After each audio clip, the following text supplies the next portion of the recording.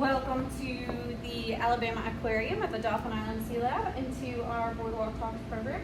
My name is Mendel Graber. I am one of the educators here at the lab, and this is Sarah Ramsden, Ph.D. student in Dr. Ronnie Baker's lab, and she is going to chat with us today about acoustic tagging, about performing surgery on fish, and what she is learning from her acoustic tagging array for her research project.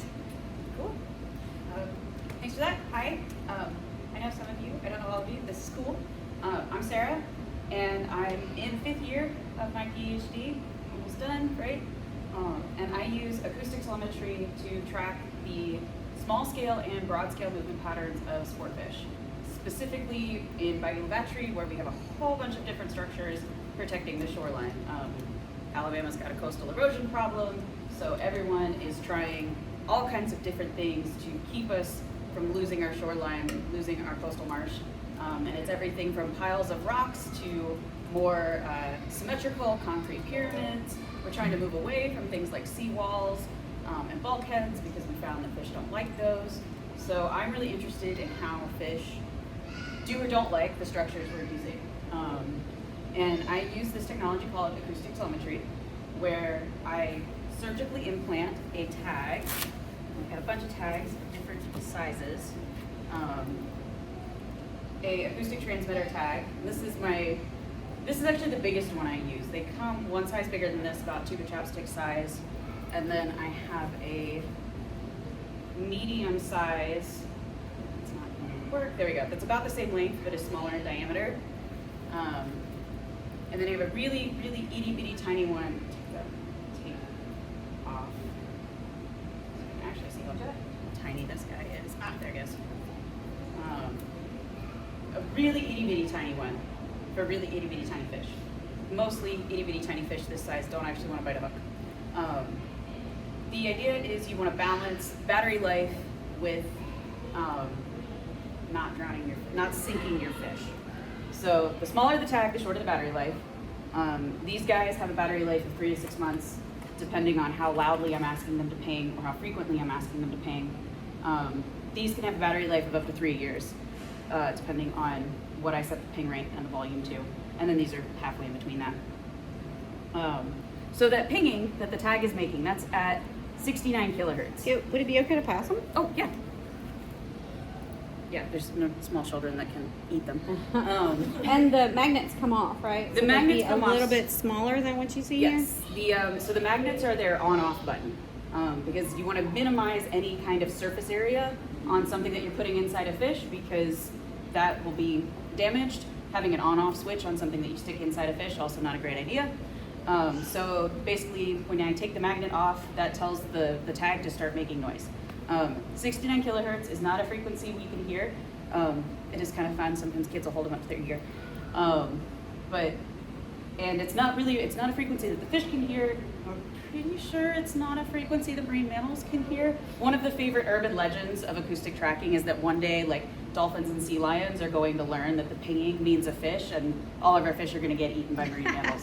I've never heard that before. That's funny. Hasn't happened yet. So, but that is the running joke.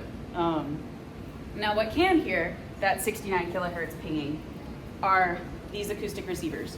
And I have 47 of these off the coast of Bayou Battery. And they can hear the pinging, and they're pinging like a Morse code. Beep, beep, beep, beep. So each tag is beeping its name, if you will. So each fish has a unique identifier associated with a specific ping pattern. So when they get close enough to these receivers, the receiver logs what time it is, the date, and the ping identifier, the tag ID.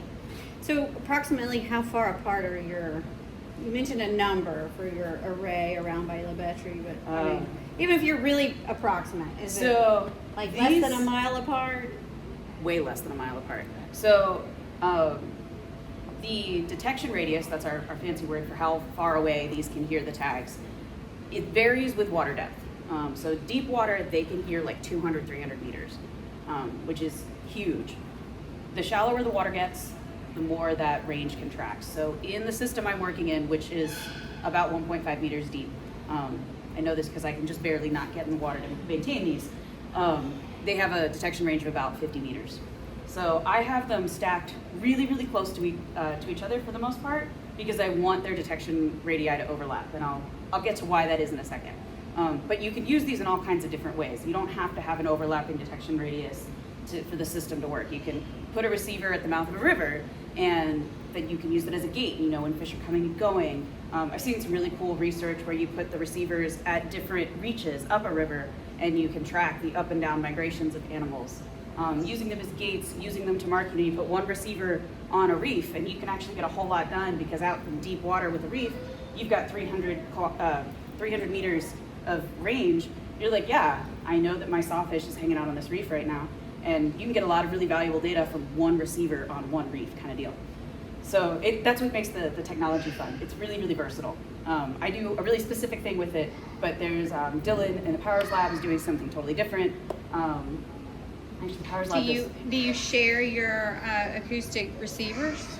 We share our acoustic, we share all kinds of stuff. We share our acoustic receivers. I actually have some of Dylan's receivers out in my array right now, because some of mine went to Canada for a checkup. That's where the manufacturer is. It's not just, if I could ship them next door, I would love that, but not how it works. Or actually, deployed. Or are Yep. your projects not close enough that sharing the receivers would work? So it is cool. Dylan's fish, like all of Innovasi is the name of the manufacturer.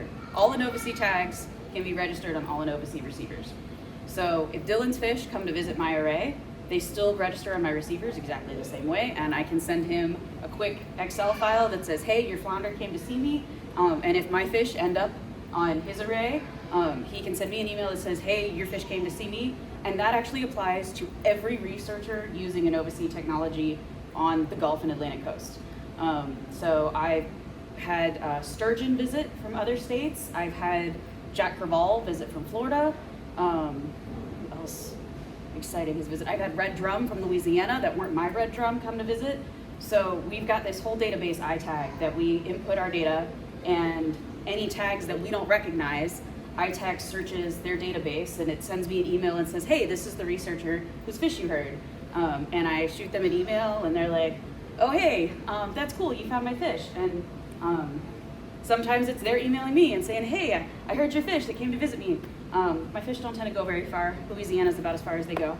But that's, everybody on the Gulf Coast uses this same technology, and that has made for some really awesome collaborative opportunities, especially for super migratory species. Redfish, speckled trout, and sheepshead don't really fit that bill of super migratory, but if you were doing something that did, then it'd be really easy to talk to the folks in Florida and Mississippi and Louisiana and Texas, even if they got that far. How many fish have you tagged? For this project, 150. Wow. Mostly red drum. My dissertation work started as red drum focused. It was supposed to be a changes in diet. Ronnie will do me harm for talking with my hands with that. It started as a project about red drum diet and how red drum diet relates to red drum habitat use. And red drum just had a kind of rough year, 2020, 2021. But we were catching sheepshead like crazy. So we added sheepshead, we started adding speckled trout, and it turned into this project about all three sportfish species and how they use the structures around Bayou Battery protecting the shoreline. So you might have mentioned this when I was adjusting the camera, bringing it closer to you, I'm not sure. The size of those tags, which the one that you use, the way you decide to use which one to use on a fish would be determined by the fish size? Yes. The fish size, fish weight is the sort of the primary determinator. Sure. I did an experiment actually over in our mesocosms back when I first got here. There's been this actually it is in writing, but there's a 2% rule that the mass of the tag that you attach to an animal should not exceed 2% of the mass of the animal you attach it to. And that's the idea. You don't want to sink your animal or float it. There's a kind of fun story about a researcher who tied balloons to the tails of stingrays to try to track their movements by watching the floats, and the balloons were a little too much and the stingrays kind of floated away. This was before IACUC. So you mentioned the rule that was established by, or I mean, you say it's a rule, but yeah. just to explain, that is like a guiding Yes. rule, a guiding principle for what would, For what size tag you want. You and use. that was established before you did this Long project. before. So that's somebody else's research that you're building on there.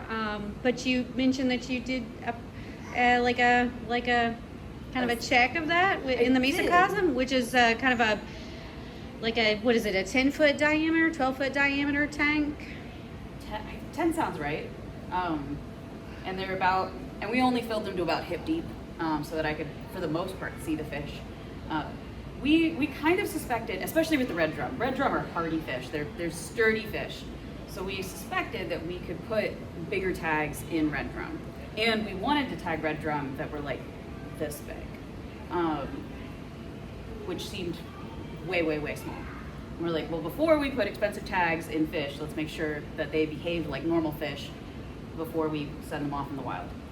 So we got some hatchery reared fish from across the bay, some hatchery reared red drum, and we used these littlest tags, and we had them, they ranged from 1.5% of the fish's body weight all the way up to 6.3% of the fish's body weight, and they did all right. They did great. I would say that species specific. I apply that rule to red drum being very, very, very hardy. Sheepshead are also very, very, very sturdy fish, but they're more laterally compressed. There's a little less space in the body cavity for a tag, so I have to take that into account.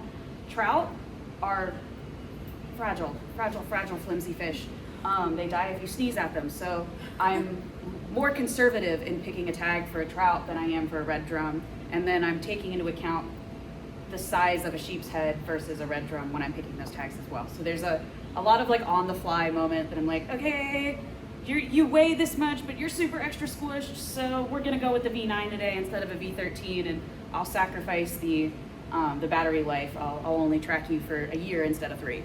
So, okay, so that's what I was going to ask you to clarify. The advantage of using the biggest tag that you can, that Yes. would be functional is the battery life. The battery life.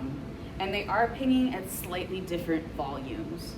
I've got them set to be within 1 or 2 decibels of each other, but the decibel system is an exponential scale. So one change in decibel is a 10 times change in volume. Because that's the other thing, is a bigger tag is slightly louder, which means you can hear it slightly farther, which means it could give you a false sense of fish with bigger tags maybe migrating home sooner, when what it really is that they just can be heard from farther away. So there's some odds and ends that you've got to take into account when you're using tags of different sizes. But it would be really sad to like not get data on a fish this size, because a fish this size can't carry a tag this size. So then if you are using, so that would apply mostly if you're just using like one receiver. So as you mentioned before, like you could put it at the mouth of a river or a bay, and if they're in the area, but you can't necessarily determine distance without that, the triangulation. It's closely spaced. Yeah, that's what I needed my markers for. So, this down. Can you see me? So I'll take, we'll have a receiver and a receiver and a receiver, and then each receiver can hear 50 meters around itself. This is what PowerPoint is for. See how perfectly I can draw circles. So have you ever done that exercise in geology where you triangulate the epicenter of an earthquake? It's the same math that I'm doing, and I say that I'm doing. Come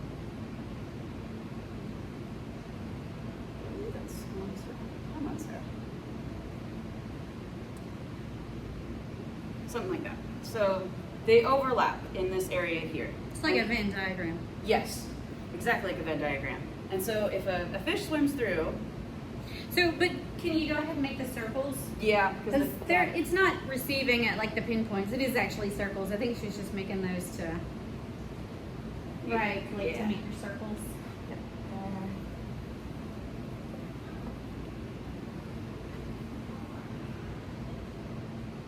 I'm a scientist. Easier to see on camera. Did not go to art school. Okay. Oh, yeah. So we've got them overlapping. And now, if a fish is, and they're actually over, like, this is a sort of goofy representation because really I want to maximize that space of overlapping. This would be bigger, but it's fine. So you've got a fish here. And he swims into the space, and this receiver hears him, and he hears him at 11:29 because he swims past him first. Time? That's a time point? Yes. And then this receiver hears him at 11:30. And then this receiver hears him at 11:32. And based on the speed of sound in water, which changes depending on the density of the water, changes with temperature, changes with salinity. So we're doing a little bit of ballparking here because it's hard to build in a constantly fluctuating temperature and salinity like we have in an estuary.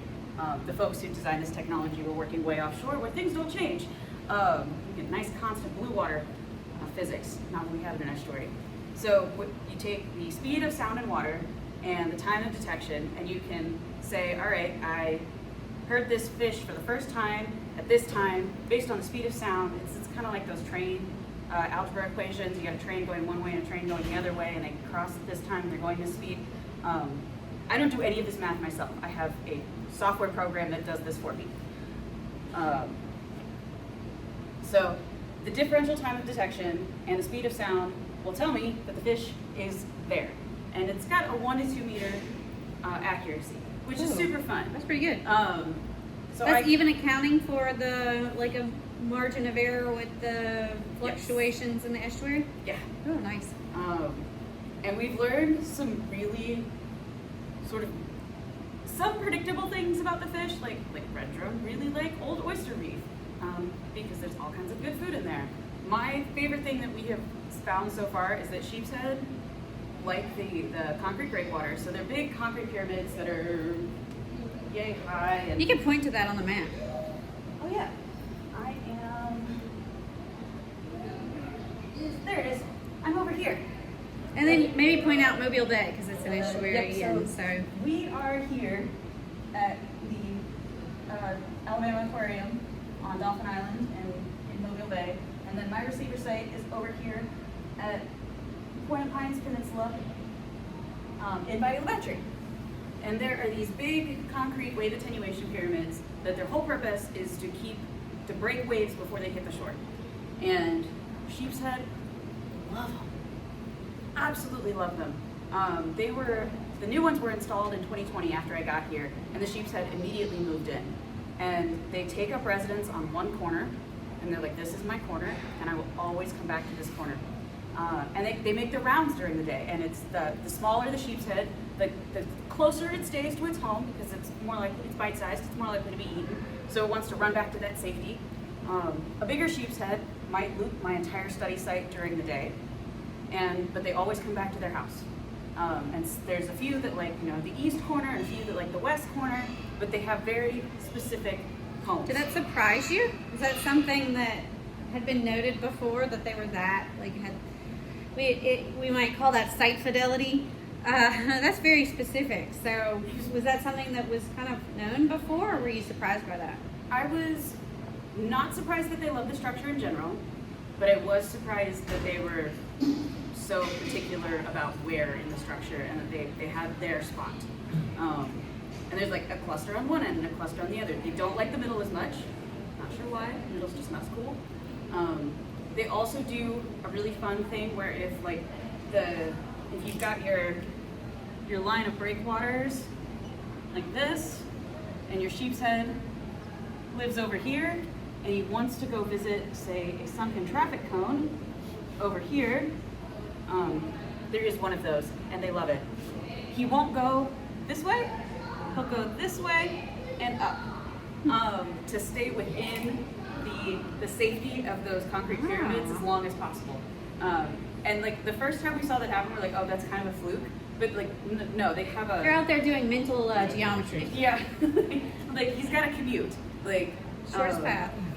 They also learned fairly early on in the experiment that my receiver frames, the example here, that even has barnacles on it, that my receiver frames grow barnacles. And the sort of the first tenet of movement ecology is thou shalt not affect the behavior of the animal that you're studying. The sheepshead figured out that my receiver frames grow barnacles, and because I've got this really fine scale tracking of them, I can see them hopping from receiver to receiver, either eating barnacles, or this is also, if you're running away from a tiger shark or a bull shark, that's good enough.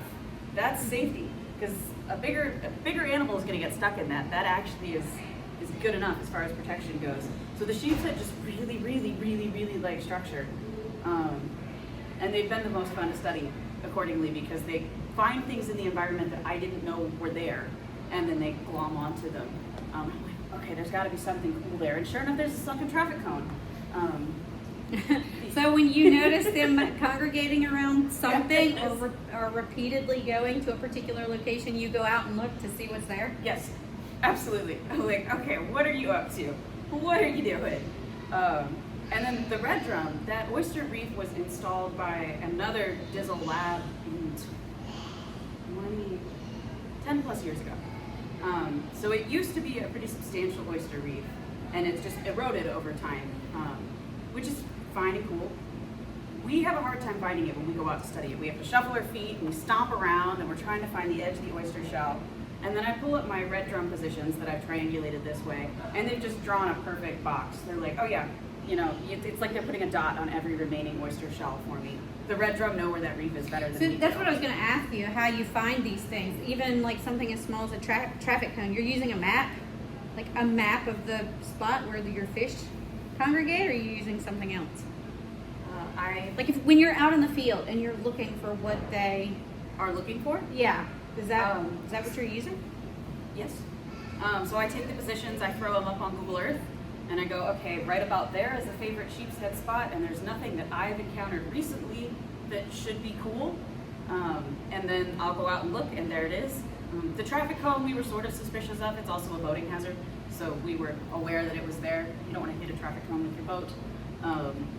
But it is kind of nice. The sheepshead, that's a good warning. Like, oh, there must be a traffic tire there because people like to throw old tires out of that site. I don't know why.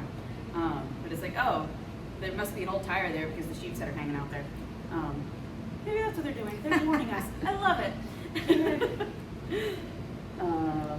Could use them to find like large marine debris or something. Right? You need to have search sheepshead. Yeah. Take them to coffee house. People would love that. So that's how I process my data. And then I can get even fancier. So I can't see my fish. The water by the battery is chocolate milk. It's very, very, very, very turbid, very, very, very murky.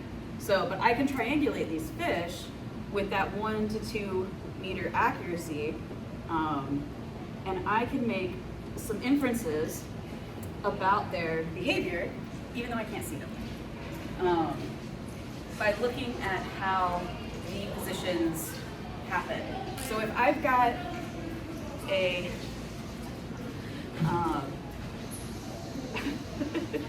fish position here, a fish position here, and a fish position here, this fish is probably just on the move. Those are really, really long steps, and there's not a lot of turning. And so that's, I calculate step length and turning angle. We should start all the way back there. So step length is the distance between two positions. Because I've got these positions on an accuracy, with an accuracy of 1 to 2 meters, I can just calculate the distance between them. It's great. And then turning angle, that's some, taking it back to geometry, is the, in radians, just the number of radians off of center that the fish turns. So this is barely any turning and some really, really long steps. So I would look at that and go, yeah, that fish is probably booking it from point A to point B. He's just trying to get out of here. But sometimes I see patterns that look more like this.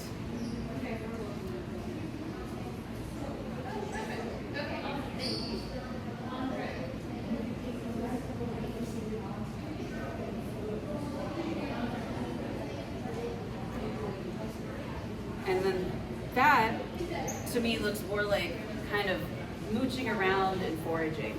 And I might see that behavior over top of the old oyster reef or around the edge of the shoreline. So like this might happen just straight through the middle of the habitat, just boom, across the mud as fast as I can go. There's nothing to eat there and it's out in open space where something else could get you.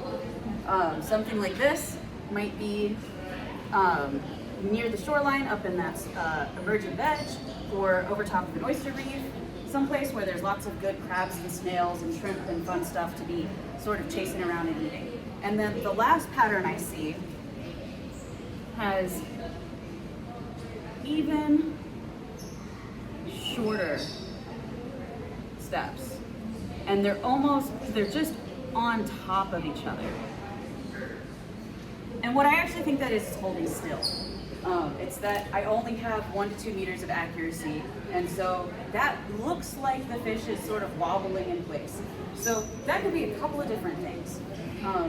With a sheepshead, where their MO for eating is to pick barnacles off of concrete, that's kind of what their foraging looks like. If a red drum's doing that, he might be hiding, he might be just taking a rest. My favorite is to think of flounder. Flounder are ambush predators. So if I see a flounder doing this, and I look at where that flounder is in the habitat, they're probably laying in wait. They're like, okay, I'm gonna get it. I'm gonna get something. As soon as it swims overhead, I'm gonna get it, I'm gonna get it, I'm gonna get it. And that's what that holding still is. So you can't, I can make inferences about fish behavior without ever setting eyes on them, but you do have, You ever had one die? To be able to notice that it's in one spot because it was actually dead. I actually haven't. Knock on wood, don't jinx me. I have not had any of my tagged fish die other than being caught by anglers. They do get caught by anglers and the anglers kind of nail the tags back. What about, was it Big Frank? Okay, Big Frank died. I'm sorry. So I have one dead fish, but I don't know, it's not, thankfully, it's not sitting in the middle of the fine scale array. The very first fish I tagged did not make it. I was a little rusty on the surgery process, which could take us very nicely to how you do you internally put a tag on a fish. Wait, I got another question. Oh, yeah. Do you ever, with some of your smaller fish, have you ever had one get eaten? And then, I can't. And how would you know? I haven't noticed one get eaten. So my absolute favorite, I know my fish got eaten story was during my master's. And I had this little male Atlantic stingray that went north for the winter. That's not what they do. And he went north really fast. He was like, okay, you're too small. Yeah, you're too small. You don't swim that fast. So that fish got eaten by, definitely got eaten by a shark and taken wherever the shark went. Eventually, I think that the tag will pass, so it won't stay in the predator forever. But that's what you're looking for.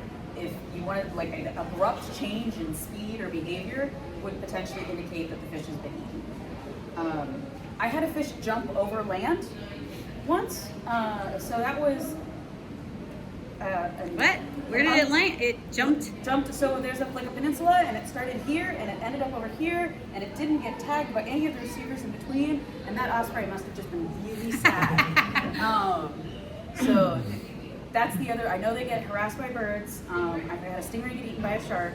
I have not seen any other fish have that happen. There are these super cool tags. Okay, wait, let me just clarify for anybody who might wonder. I mean, that's unlikely, but it's theoretically possible because the osprey do that. They fish and sometimes they drop fish. I find mullet in my neighborhood. Yes, so sometimes they'll drop fish over land, so we know they do that. Yes.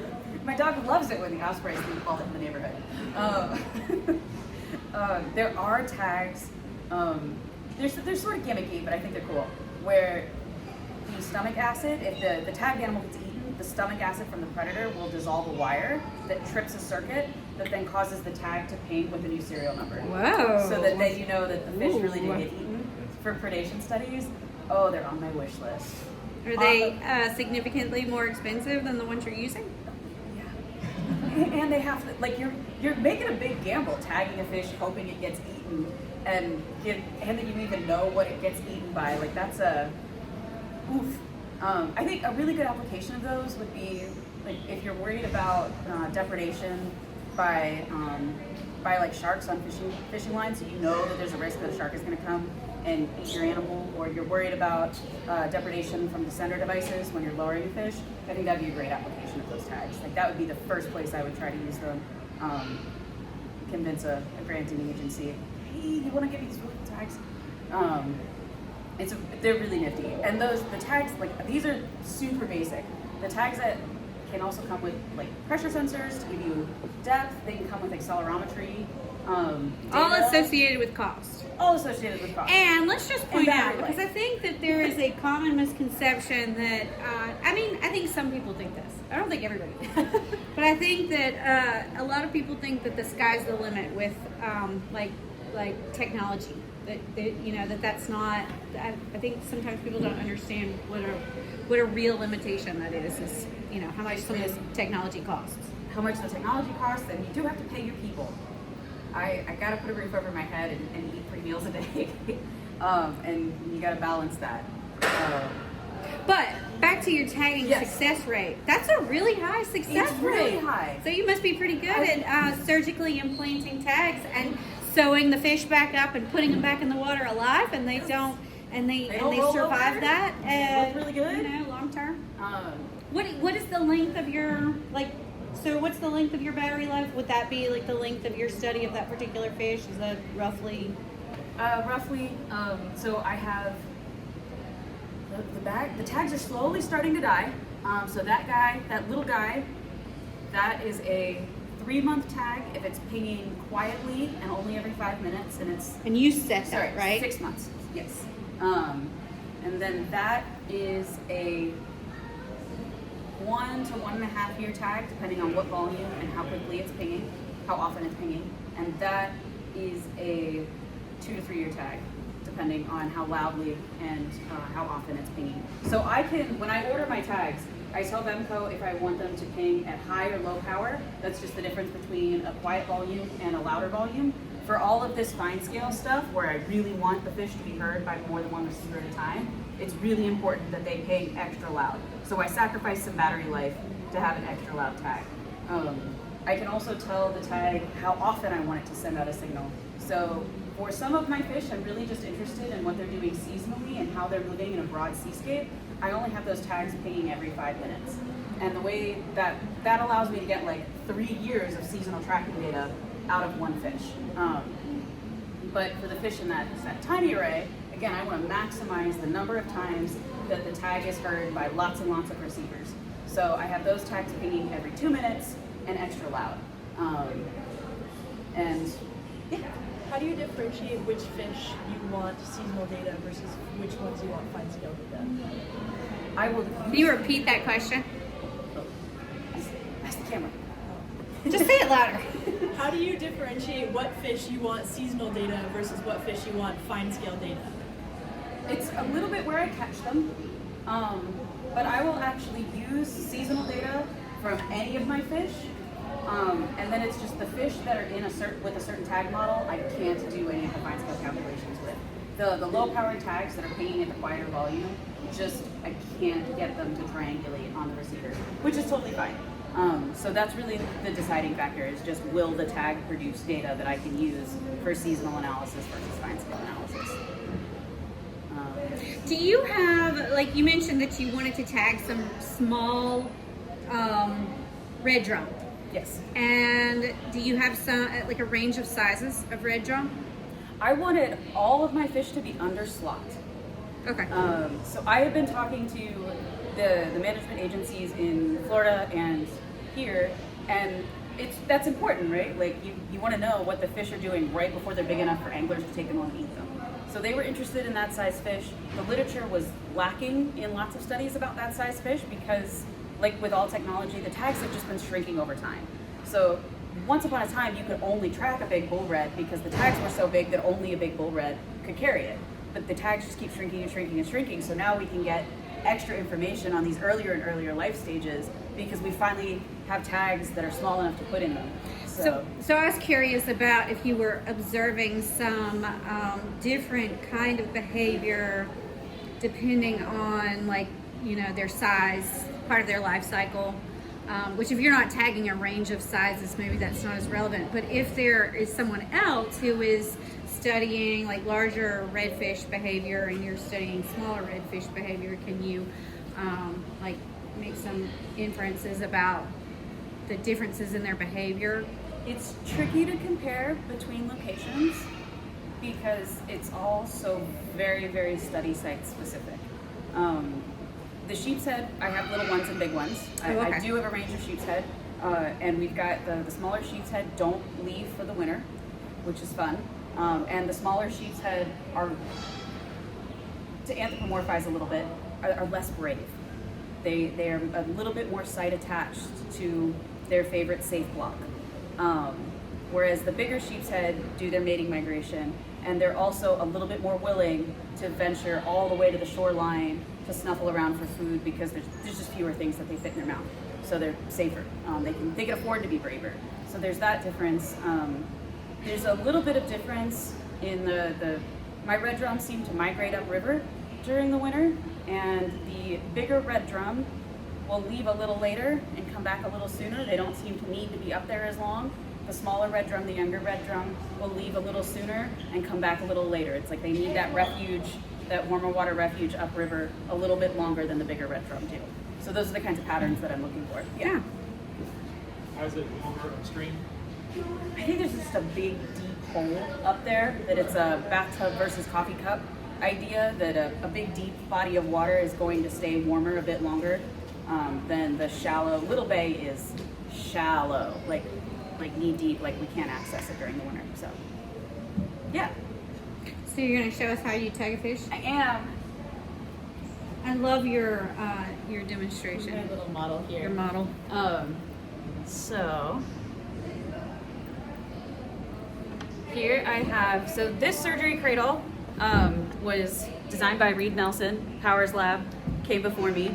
And then this is actually just the cutoff leg of a wetsuit. This is neoprene. Fish like to stay wet, and you want to minimize how much you handle them with your hands because you don't want to wipe off their slime coat. So I'll soak this in local water so that this is nice and wet and soggy and good for them. And then I laid Wait, can you noted that it's local water. Can you explain why? It's the water from, like, literally the same water that I pulled the fish out of.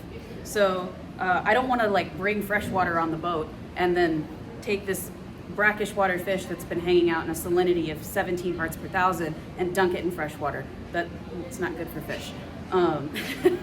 So I want to keep the fish in the same water that they've been hanging out in all day, because that's what makes them happiest. We also have a live well on the boat that we fill up with local water so that we can keep the fish happy in there and keep it aerated. So pretend this is all soggy and wet. I lay the fish on its back. Depending on the size of the fish, I can do this myself. If it's a bigger fish, somebody holds the head and the tail for me. And then I have a scalpel, so surgical grade, sterile scalpel, and I use iodine. So iodine gets everywhere when I do this. It looks really, really gory because iodine's bright orange, but it's just a really, really good antiseptic. So I get iodine on everything to make sure there's no bacteria, cut a little tiny hole in the fish, pop the tag in. It's kind of weird because what you want is actually to make the incision a little smaller than the tag. You want the skin to tear just a little when you pop the tag through because torn skin heals better than cut skin. It sounds brutal, but it does heal better when you do that. And then I have veterinary grade sutures that I use to suture the fish up. It's got a curved needle, and I do some really fancy dancing with forceps. In this case, I just have a string that I wrap around the button. And then the fish has its internal tag. And then I also put an How long does that take you? Less than 2 minutes. And I'm proud of that number. A lot of practice went into getting that fast. And so I put external tags on my fish so that if anglers catch them, sometimes they call and they say, hey, what's the story on this fish? And I say, it's got a tag, it's for my dissertation, please let it go. And actually most of the time they do. It's very cool, they're really into it. They get really excited, they're happy to help with research. So you can see the tags have a number, and then they say research, and then they've got my lab phone number on them. This is an extra large one. This is something I would put on a shark, not necessarily on a fish. And then I have a tagging gun. I've never tried to tag a stuffed fish before, so we're gonna see if this works. It's got a needle. This is actually, if you've ever worked at retail and put tags on clothes, it's the same thing. It's a fine fabric gun.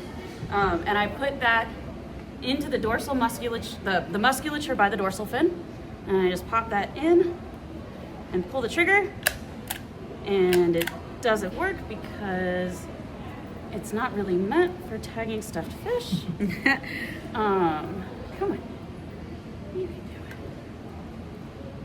it. These are practice tags, so that I'm not actually using research tags on my stuffed fish. Sure. Ha! Ha! And now he's got a little tag that would say research, so that if anybody caught him, they could let me know that they caught him and where they caught him. My sheepshead like to go all the way to Orange Beach and get caught by anglers in Orange Beach. And sometimes the anglers throw them back and sometimes they don't. But I'm happy just to hear about where they went, so. Why did you choose the fish that you chose? I know you said that you started with red drum, and then there was kind of like maybe a low abundance, so then you selected sheepshead and then speckled trout.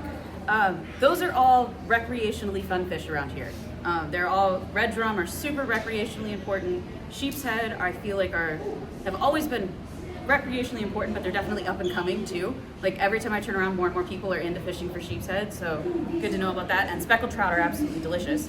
So they're also a favorite of recreational anglers.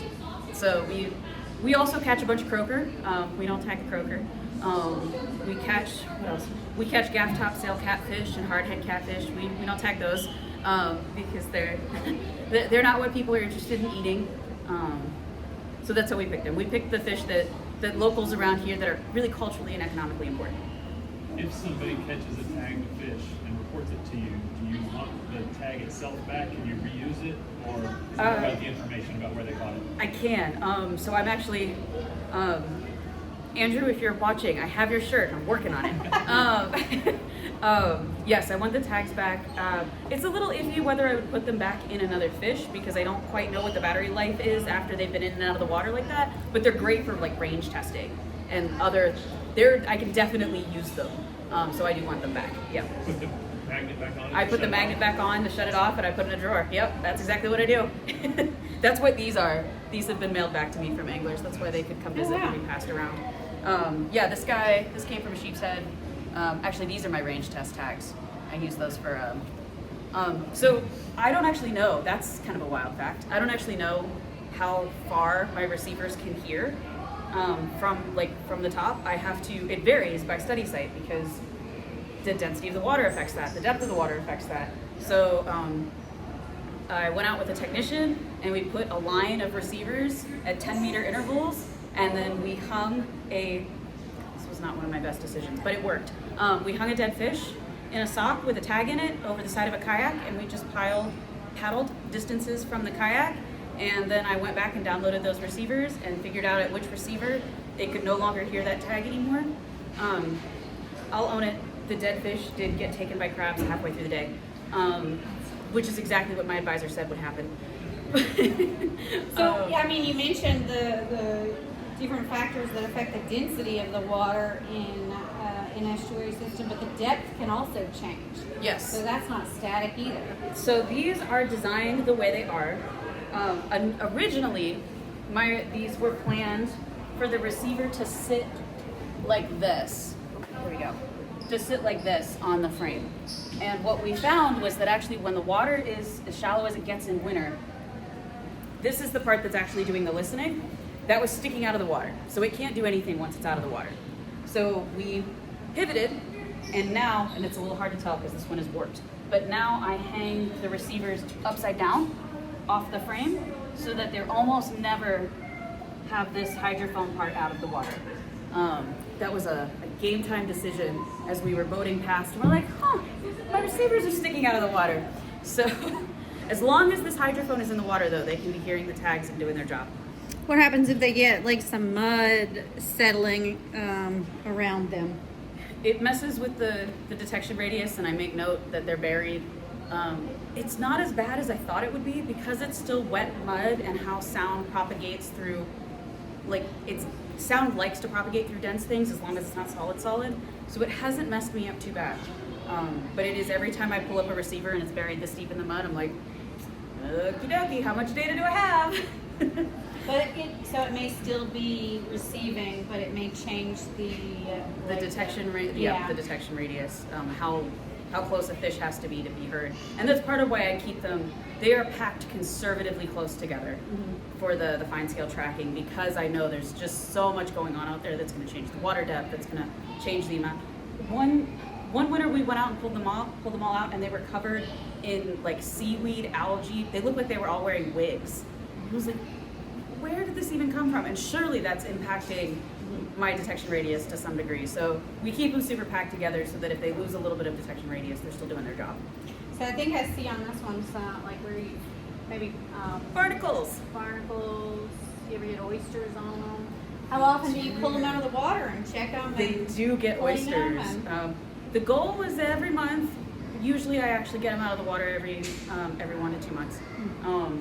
They stay. We just pull them up in place, give them a quick scrape, and then download them and put them back. So they Bluetooth to my computer. The computer takes all the data. I give them a good clean, and then they go right back in the water. They don't get a spa day, is what I call it, unless we have some kind of hurricane, in which case I pull them out, and they come all the way to the lab, and then I sit on the floor and trip barnacles for days. You pull them out before a hurricane or after? Very much before. Yeah. I know.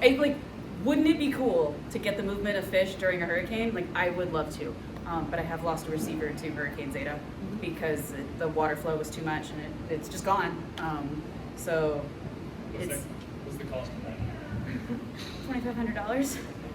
Yeah. That's why I'm babying. I'm just gonna set that back down on its side. Yeah, they're expensive. Once you have the receivers, that's the expensive part of acoustic telemetry. Once you've got that infrastructure, the tags are only $350 a piece, which I promise that's cheap. So you can get a good study with 10 tags though. As long as you pick a species that's going to stay close and not going to just run off with your tags, you can get a good study with just 10 tags. And if you've already got the infrastructure in place, you can leverage that for granting agencies. Hey, I've got 50 receivers. I only need $3,000 for tags. And that's a great story for a granting agency. So, but it is a front-heavy technology to use. How long do the tags last, assuming they don't get washed away by a hurricane? The batteries, I change the batteries in my receivers once a year. The batteries can actually last probably 15 months, but it's not worth going out there and finding a receiver with a dead battery that hasn't been recording data, so I'm conservative with that as well. Well, I mean, okay, so battery life is one aspect of it, but I don't know, like a phone. You want to replace your phone every couple of years. What about the technology for the acoustic text? How long would that $2,500, receiver, how long would that really be effective? I would like it to be effective for 10 plus years. Am I having problems with receivers dying without my permission randomly at the moment? Yes. But how old are your tags? How long are my receivers? receivers? 3 years. Oh, okay. Yeah. So it's they're in salt water. They're in salt water that's rapidly changing temperature, that's rapidly changing depth. They might get scoured by sand. It's not a nice environment for electronics, for sure. I would like them to be lasting longer than they are, and it is. I'm a little salty about it at the moment because it seems like every time I go out, I find one more receiver that's. It's called the blinky red and green light of doom. That this. There's no battery in here, so this isn't blinking. But this is usually a nice intermittent red blink that says, I am listening, and then it's a constant blink if it's Bluetoothing. I am talking to your computer, I'm talking to your computer. And then it does rapid red and green flashing, which means something's wrong, send me back to And I've had a few too many do that to me lately. So, and according to the manufacturer, they're like, yeah, they've got lots of really tiny chips and stuff inside, and sometimes they just break. And I'm like, but I don't like that answer. I'd rather they not do that. They're really expensive. So yeah, that's what I do. Any questions from What will the results of this help us understand? I'm hoping to be able to talk to TNC and be like, hey, the next time you go to put up a shoreline protection structure, TNC's the Nature Conservancy, yes. Sheepshead really like the concrete pyramids. So if you're hoping to enhance sheepshead populations, concrete breakwater pyramids are the thing. There's a rule in Florida where if you put in like an oyster reef type structure and it doesn't work, like it doesn't do its shoreline protecting, it just starts to erode away and loses all of its topography, they actually have to take the time to pull it out. Based on what I found with my red drum, that's not a good use of time and money, because fish will, even though it failed to protect the shoreline, fish are using that as habitat and they're probably loving it. So we're working on getting that published as just that little like blurb of like, just because it didn't protect the shoreline doesn't mean you didn't create awesome fish habitat, and everybody loves red drum, so leave it out there. So those are the kind of big finds, like, hey, if you want to build a shoreline protection structure, this is how it'll affect these 3 major sport fish. And then I have some odds and ends with, when Dylan's flounder come to visit, I don't have as big a sample size, but I do have a little bit of flounder data, which is fun. So that's a grand slam, right? A trout, red drum, flounder. Yeah, those are the 3. No, sheepshead doesn't count for some reason, but trout, flounder, and redfish. That's grand slam. So I got the important fish and how the structures help. I always them. like to just clarify for people who may not be as knowledgeable about fish species that they're not red snapper. Oh yeah, Redfish are not red snapper. They are red drum. Red Two drum. They different actually do look species like of this fish. guy. Yeah. They've got my favorite feature is they've got a big black spot on their caudal peduncle right before their tail. And sometimes they have more than one. They start as little Dalmatian freckled guys, and then as they get bigger, they lose their spots until they just keep the one on their tail. And then every once in a while, you'll get an odd fish with extra caudal peduncle spots, and that's always super fun. They're pretty fish. I like red drum. I like the sheepshead. I like them all. Yeah. Do you like to eat red drum, sheepshead, and speckled trout? I eat all 3. We were doing gut content analysis for a while. We didn't let those fish go to waste. Like, no. In fact, I would prefer, like, if I could eat nothing but fish I caught, that would make me happy, because I know exactly where they came from. I know they were ethically sourced. I know I didn't bycatch anything. Yeah, that would be perfect. Wouldn't we all? Any other questions, comments? Hit me. No, really. I'm trying to think. I feel like I'm going on all your field days. I was like, yeah, that's why you don't have questions. Kate's my second in command for downloading receivers. She's really good at, like, because you have to, like, boat up really close to the PVC, and then I've got a boat hook, and you gotta grab it and yank it out, and it's probably buried under 3 inches of sand. Oh. So, Good shoulder workout. Yeah. It's fun. Make mud everywhere. It's lovely. The coolest stuff lives on these receiver frames. Like, fish love structure. If you put a cinder block in the environment, things will come and live on it. We get skillet fish, which are super fun, little tiny dudes.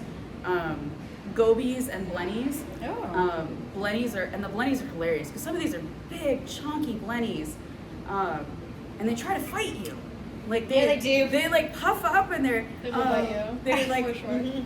I'm like a Benny. Like I have put my finger on like the forehead of a blenny, and they're just gonna like stand their ground. They're so mad. Like I've been bit by a blenny. It doesn't feel like much of anything, but you're like, oh, I'm kind of impressed that you even tried that, little dude. We get all kinds of little mud crabs and porcelain crabs and blue crabs. A hake, for sure, why not? That was a really lost fish. I've never seen a hake on a receiver frame since, and that was wild. I'm surprised that many things come up when you pull them up. They're in the They mud. are not like abandoning. Nope. Or are you sampling? No, they're not abandoned. They're like, this is my house, this is my house, this is my house. Oh my gosh. I would, if in a perfect world, I try to You're keep not seeing them when you pull that up. you're seeing them. On the boat. Like we Oh, we okay. set that on the bow So, and, yes, when and you they pull start it to up. like scatter. They'll like be messing with the receiver, pull it fully off, and then Sarah will be like, "Oh, Kate, wash your hands." And there's a big This stone big old crab. stone And crab. after my hand, I didn't even notice. Like they don't like. They don't want to give up that. I mean, it's Yeah. it's a really safe house, and if they behave and they don't run around all over my boat and try to attack people, then I'll let them stay on the receiver until we put the receiver back over, because I'm like, I know you worked hard for this. And if they start running around all over the boat and I think they're gonna die or get squished, I'm sorry, back in the water, you're gonna have to try again later. But so much cool stuff. And then I had a different setup when I did my master's, and it was a cinder block with a PVC tube that we tied the receiver off to, and octopuses would move into the receiver tubes. And we're like, okay, go really fast, because if an octopus comes out of the tube and is running all over the deck, and then they go really, really fast until you try to pick them up, and then they're so stuck. Like, just stay in the tube, It's gonna take you 5 minutes to download this receiver. Like, just, it's yours, man. Couple Yes? questions. Are there people where you got your master's still accidentally collecting octopus? No. You really need some. Do you really? No, I don't think anybody's doing Okay. acoustic tracking at Savannah State right now. Other question, are you still collecting fish and data for this project, and do you need help catching any? I don't. Okay. I am no longer tagging. So We I figured. officially finished tagging. There's 5 tags floating around that were sort of saved for sharks. There's not as many sharks at Bayou La Battery as we sort of thought there would be.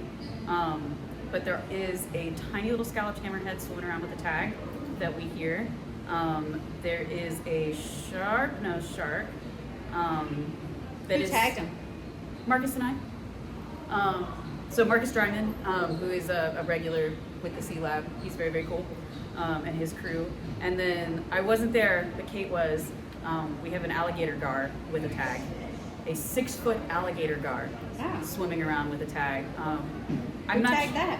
Hmm? Who tagged that? Marcus's students and Yeah. Kate. And Oh, wow. We tied it up. We like put a rope around its mouth to bring it up on the boat. It took us about 30 minutes to get it on the Just boat. to get it on.